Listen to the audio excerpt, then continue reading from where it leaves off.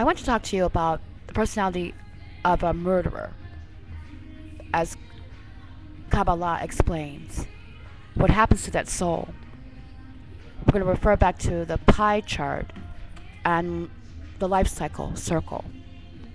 For it is said and understood, and it should be understood, that a murderer, because it would murder again, as Kabbalah states, that the next time it lives, it is locked inside of a rock, the soul of a murderer.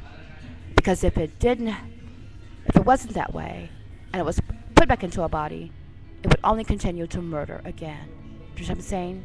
So it's locked inside a rock, the soul of that person, and it tumbles and falls and goes the will and way of God alone. It erodes, is thrown. Thus it understands the soul. Maybe perhaps this is a way to perfect and purify the ounce of good that may be inside of that murderer. We're not talking about the rocks that hide, the ones that rebelled against God. That's different because they know right from wrong and they did that intentionally. We're talking about the soul of a person who has free will, for everything is free will down here. And so a murderer chooses to be that way.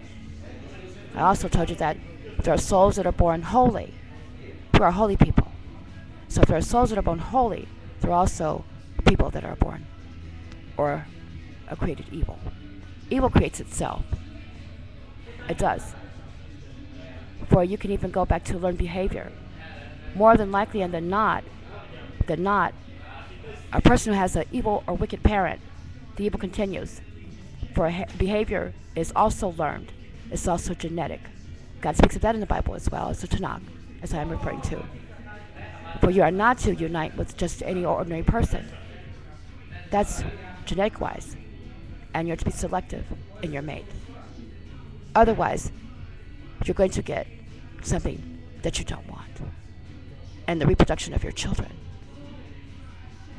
It talks about genetics. God is just right and correct.